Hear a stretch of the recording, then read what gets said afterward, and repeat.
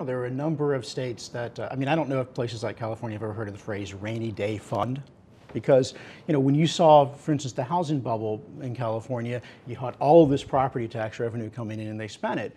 The fact is that you probably have about close to the 50 of the close to half of the 50 of the states are actually running either a surplus or they're spending now money that they saved up. And so not only are we borrowing from the future to pay for today, we're borrowing from the prudent that ran their governments responsibly, that didn't spend, to subsidize those states that did. And I ultimately think that sets up the wrong incentives in the long run. Well, they brought down a California governor because he was supposedly not managing the state's finances properly. The new guy said, I will not make those mistakes. I won't do the accent. And I won't run the balance sheet improperly. And the way he handled it was by issuing bonds.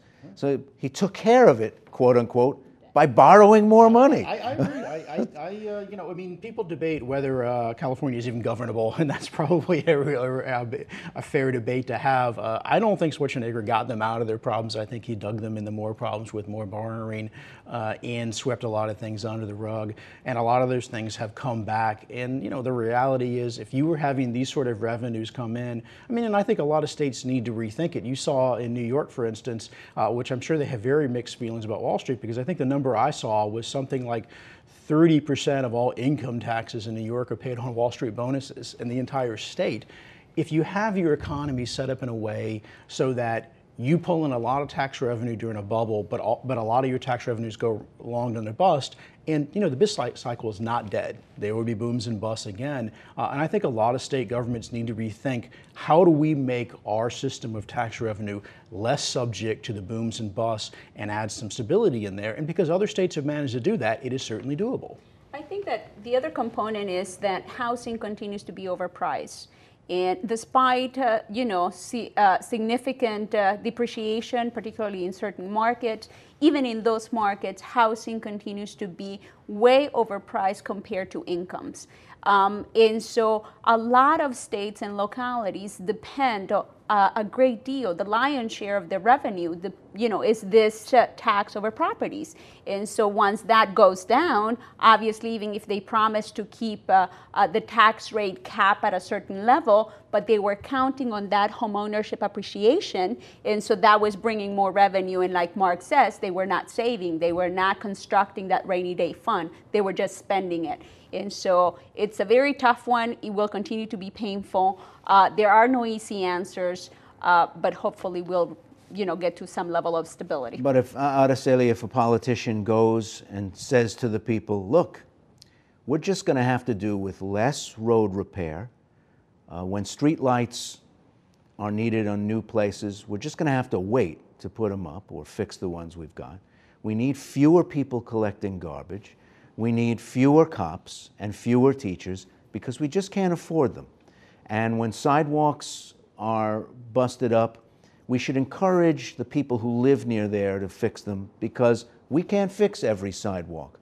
What do you imagine the fate of that politician is? Yeah, people, the electorate doesn't like to hear the truth. They also don't want to pay any taxes. And they don't want to pay taxes, exactly. So we are on, in a catch-22 situation, hard times ahead of us. I think there's important, aspects of that where things can be cut. As a resident here in the District of Columbia, I've never understood why less than half of the people that work for the school system are actually teachers. What do the majority do if they're not teachers? So I have to think that a lot of these school systems, for instance, have a ton of administrators and bureaucrats, and maybe they do something of value, but I think they need to go out there and explain why they do it. A lot of cities have always looked at the school system not simply as a place to educate students, but also as patronage jobs. And I think there's a lot of patronage jobs that can basically go away. I think Mark's getting at an important thing. It's always, the politicians always say that, hey, if we don't get more revenue, potholes aren't going to get fixed, less police, the basic services, the basic functions that government is supposed to do are the ones that are going to cut. There's so much spending that is unnecessary. They never talk about that. Cut that first. Then every one of those spending things has a a constituency. Yes. There's Absolutely. somebody who's going to miss it. Absolutely, Somebody's but gonna lose we a are job. we are Yes. finally at a point now in this country where we're going to say what is the proper use of government.